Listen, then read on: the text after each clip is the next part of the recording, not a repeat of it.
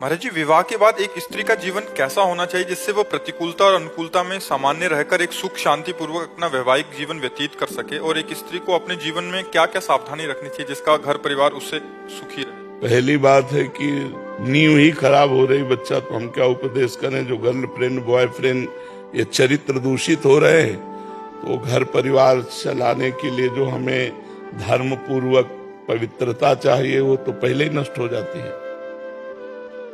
आज का जो समय है बच्चा, अब हम ये नहीं कहते कि नहीं होंगी या नहीं होंगे, ऐसे बच्चे बच्चियां होंगी जो पवित्र होंगे, लेकिन मुश्किल है, मुश्किल।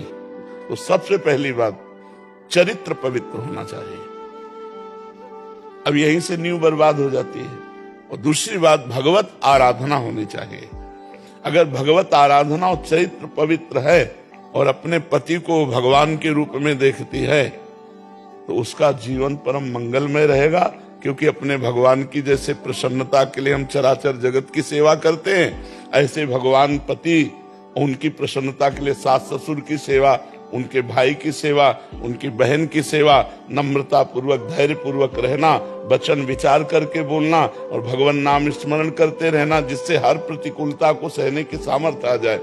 अपने पति के सिवा उत्तम के बस असमन माही, सपने हूं आन पुरुष जग नाही। स्वप्न में भी कोई और पुरुष भी है, ऐसी भावना ही न हो, केवल पुरुष भाव अपने पति में ही हो। फिर मध्यम पर पति देखे कैसे, भ्राता पिता पुत्र निज जैसे। जो दूसरे कोटि की पतिव्रता है वो समान वाले को भाई, बड़े वाले को पिता, छोटे वाले को पुत्र के समान कभी पुरुष रूप में काम भाव से वो देख ही नहीं सकती है। तो चरित्रवान ही, चाहे पुरुष हो चाहे स्त्री हो, वही सदगृहस्थ है।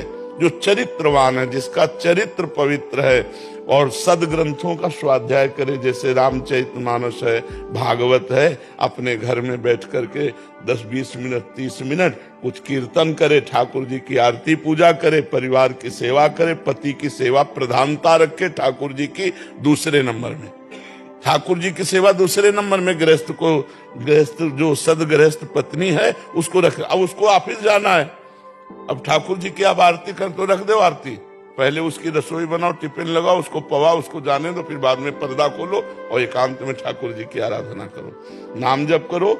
अपने पति को भगवान का स्वरूप समझे, पर पुरुष की तरफ दृष्टि न रखे, और धैर्य पूर्वक पति की प्रसन्नता के लिए सास ससुर की सेवा करे, पति के परिवार के अनुकूल रहे धर्म पूर्वक, तो उसे गृहस्थ में रहते हुए भगवत प्राप्ति हो जाएगी।